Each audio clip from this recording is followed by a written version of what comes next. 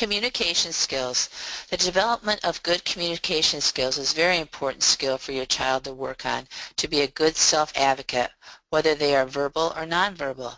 Communication skills will help them with speaking up for themselves, learning to be polite, learning to be a good listener, expressing to others what their needs are, being able to be a part of their transition planning and sharing their dreams for their future.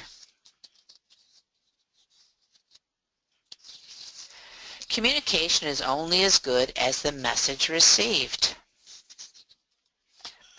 Communication has 4 different skills within it: thinking, listening, speaking, and nonverbal.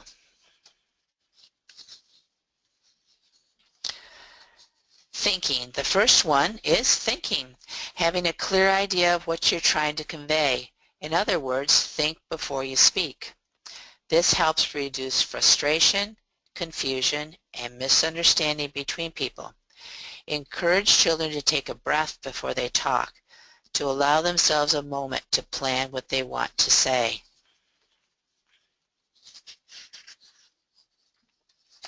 I hear you, but I'm not listening.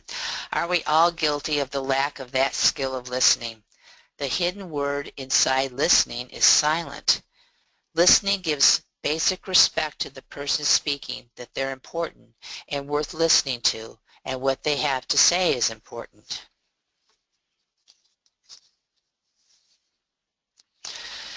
So how to help with the development of listening skills? Talk about something of interest with your child. Show pictures, go for walks, listen to music, cook together. Ask simple questions first about what you see, and then work up to harder questions to help them listen to what you are asking them.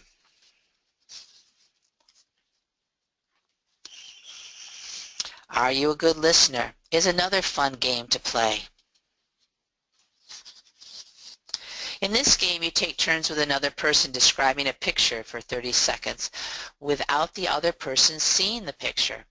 Then the person listening has to remember as many things as they can about what you just described. And then take turns and use a different picture. This forces the child to listen intently so they can remember as many facts as possible. This game can also help a child describe their environment around them.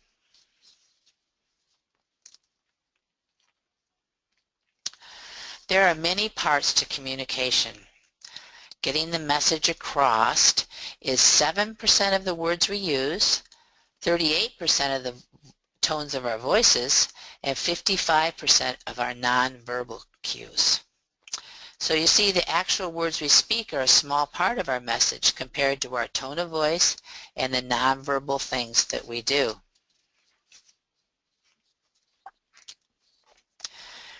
Helping our children learn speaking styles helps them get across their point so people will listen to them, and to also understand other people's speaking styles when they speak to them. We want our children to learn to speak in an assertive manner. We want their actions and expressions to fit with the words spoken, to be firm but polite, and to give clear messages, to be respectful of themselves and others. An example of how a child might ask for help in school in an assertive way is, "I tried to read these instructions, but I'm stuck. Would you please read them for me?" Another example would be, "I'm supposed to go to Mrs. Smith's room to take my test. May I go there now?"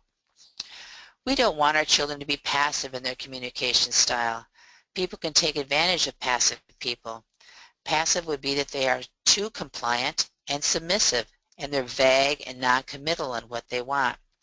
A passive person tends to put themselves down and praise others. They cannot make a firm statement. We also don't want our children to be aggressive because people will not want to be around them. Aggressive speaking style is sarcastic, harsh, always right, superior know-it-all, talks over things, talks over others and puts them down, disrespectful of others.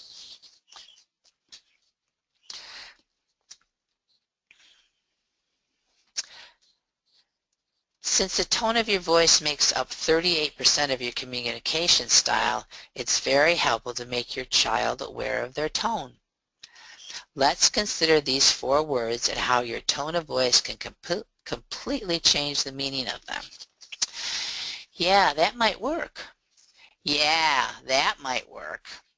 This is a fun game to play with children. I played this with my grandchildren and they were amazed at how the meaning of words can change just by the tone of your voice. Nonverbal makes up 55% of your speaking style.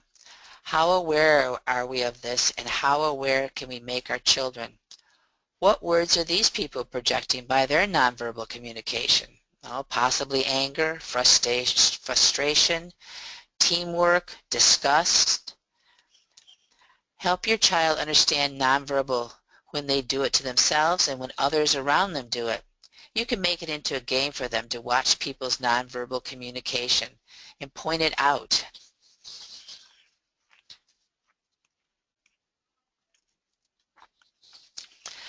A game to play to put all of these pieces together on speaking styles is this one with candy. Have 2 people choose the candy they like the most and sit facing each other. Ask them now to exchange the candy with each other, and the only way they can get it back is to ask for it. Then they take turns asking for their candy by using the 3 styles of speaking: passive, aggressive, and assertive, using both different tones of voice and nonverbal communication.